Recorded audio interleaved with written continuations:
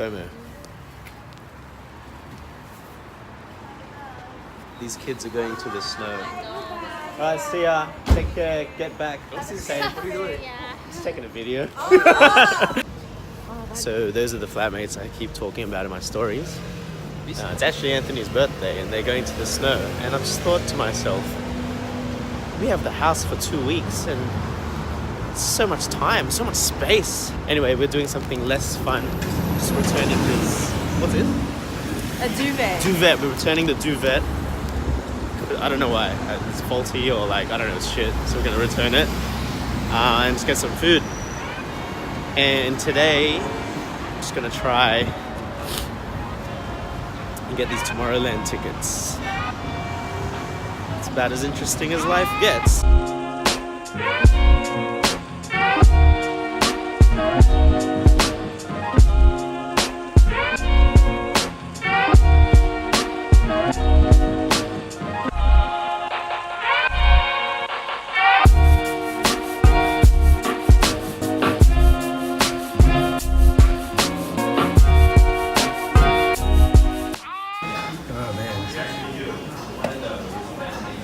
To eat slower. Oh man.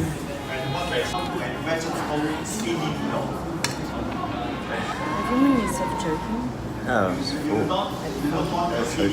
I'm too full actually. I don't know how I'm going to be able to vlog when I get back home. Yo, I wanted to quickly get home because after eating all that, actually I'm a bit tired now, but I was kind of inspired just to vlog. I was gonna say, shit. This always happens. I was in the moment.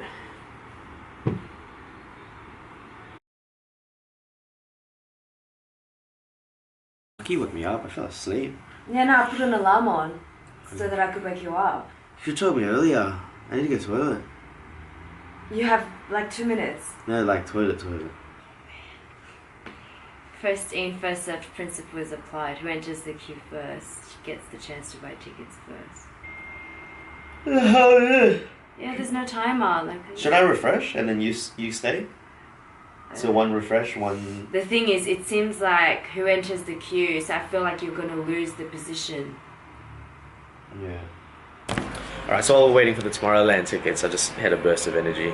What we were just talking about before was just job uncertainty. That's something that people tend to worry about a lot, having a secure job, and why people are scared to move or change career paths or kind of get stuck in a hole.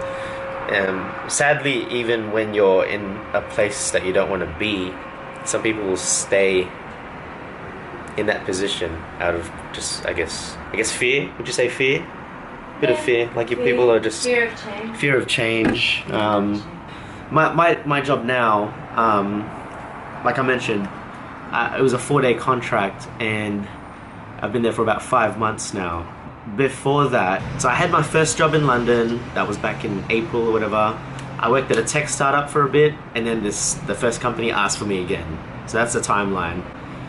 On the last day of this job, which was a contract that was about only 1 month, I wasn't sure if I was gonna get extended. Like, I mean, I just assumed because they hadn't said anything.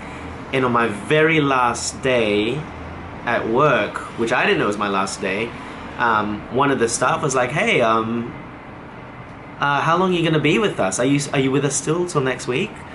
And I'm like, "Oh, I don't know. I guess it's up to so and so, who was my direct manager at the time, and she was sitting right in front of me." And she sort of said, "Oh no, it's today's your last day." And I was like, "Oh, okay." And that hit and that shock of like, whoa, that realization really kind of, all my instincts that I've been working on for the past couple of months kicked in, and it didn't faze me, is what I'm trying to say. Because prior to this, knowing that all these jobs I had were such short time frames, I was always proactive with my recruiter, like, "Hey, job's coming up to an end, do you have anything else lined up for me?" And while that was happening, I was actively on LinkedIn applying for things in my field from before, insurance if I needed to, and just other random jobs. So I actually applied for a job at the Q2 Center as a kitchen hand. Like, this is minimal wage, but I was like, you know what? the funny story is my recruiter called me and I missed the call. So the day I asked him, I was like, hey, I'm actually unemployed. I didn't realize it was my last day, but it is, and now I'm just at home. So first, please put me in the priority list. It'd be great. They actually called me, but I missed the call. And I called them back, and I was like, hey, guys, I'm so sorry. Is it for a job? And my recruiter's name's Lizzie. Lizzie's like, hey, oh, sorry, Nathan, we had something for you as a high priority, but it's gone. We had to give it to someone else. And I was like bummed. I was like, oh shit, I completely missed that kind of thing. But oh well, at least I've got this kitchen job still lined up. Funny enough, a couple of days pass, and then I get an email from the recruiter, Lizzie, and she's like, you start here at this date at this company. And I was like, you said you gave it away. And I was just so confused. And it didn't have a job description. That's another thing I mentioned. I wanted to emphasize, I didn't even know what this job was. And I called the recruiter and I was like, hey, firstly, I thought I didn't get the job, but thanks. I'm happy to start. It looks promising. The pay seems okay. And just want to know what's the job description? So I just had no clue what this job was. And when I checked the website, it had mentioned something about prostate scanning. Prostate? It was prostate cancer, eh? Yeah. So I literally thought it was like a medical center where they scan patients' prostate. So I just thought I'd see dicks all day. Like, I thought my job was to look at dicks. And I was like, okay, it's a job, I'll take it. So I went in, I didn't need the interview. They said, this you start, and it's a 4-day contract. I'm like, all right, 4 days, that's fine. I'll pass the time, and then I'll go to the kitchen job, because I still got that lined up, ready for me to start soon. Went to this company, and it was amazing. It was so random. I got there, it was completely unexpected. I'm like, the office felt like I was in Harry Potter. It was like a university. They're like traditionally London-y, if you get what I mean, like the description. It was old, but kind of like Hogwarts. How do you say Hogwarts? Hogwarts. It was like Hogwarts. And 4 days, I'm like, yeah, why not? The people were actually cool. I got with them, and I was sort of just left alone. And by the end of the week, they're like, hey, we might actually ask you to come back. And it became a week by week basis. It's like, yeah, we still have a lot of work, we need you to come back. I'm like, hell yeah. And it got to a point that I was like, yeah, I'm not gonna go to the kitchen job. That was the last resort. I'm gonna stay here.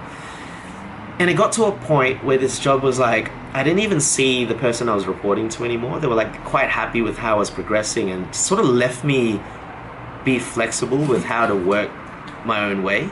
So there was days I was coming in and I didn't really speak to anyone. I don't think anyone would have known I was even in the office.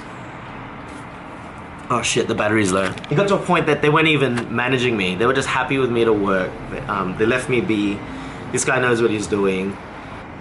Long story short, 4 days became 5 months, and I'm there now. Still there now, working on a month-by-month basis. The moral of my story is things work out how they're supposed to work out.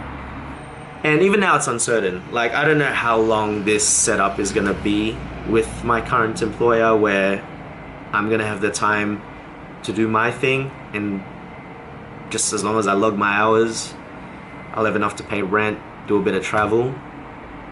But that's where life is right now. And I've never been in such a position my entire life. Because prior to 2018, I say it jokingly, but 2018 was literally the year that changed everything for me. It just lifted up the security blanket that I've always had. And that's always having a home, being with family, being with like a support network of friends, like close friends, having that job security. The biggest growth, let me try and word this.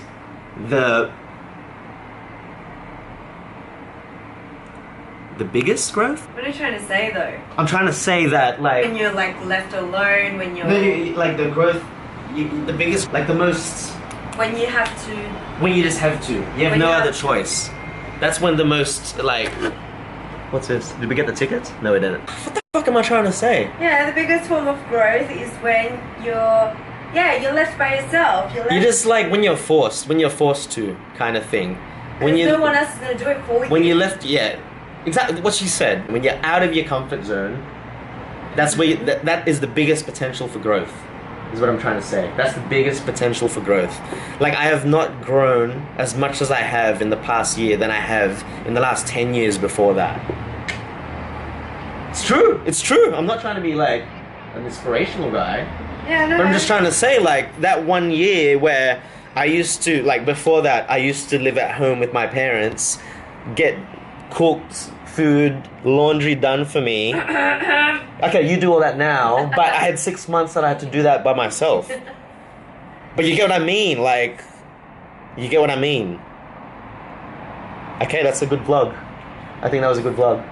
It was good. Okay. Are you still recording? I'm gonna stop recording. I'm gonna, Actually, no, you can still record until we get these. the Tomorrowland tickets. I don't even know if we're gonna get through, hey. So now Full Madness passes and Saturday passes for weekend 1 and 2 from the worldwide pre-sale are sold out. But the Dreamville packages are still available, and that's what we want. So Tomorrowland. I want to go to Tomorrowland. The land of tomorrow. The land of tomorrow. I don't want to wake up tomorrow knowing I'm not going Tomorrowland. Alright, so many puns. So many puns are intended. Alright, we'll let you know if we go to Tomorrowland. Anyway, that's the end of this vlog. Thanks for listening. Thanks for tuning in. Thanks for tuning in. Like, subscribe, all that shit.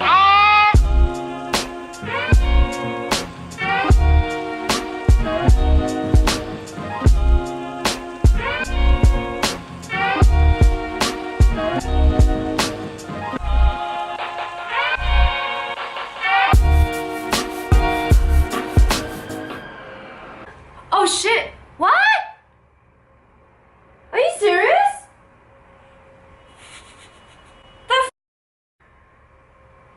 This one still has it. Are you kidding me? All tickets reserved for the worldwide pre-sale Has been sold. You can still participate in worldwide ticket sale Saturday, February 2nd. When's that? Oh, February 2nd. Well, we didn't get it. But at least I made a good vlog, so. But how did we not get in? We didn't though.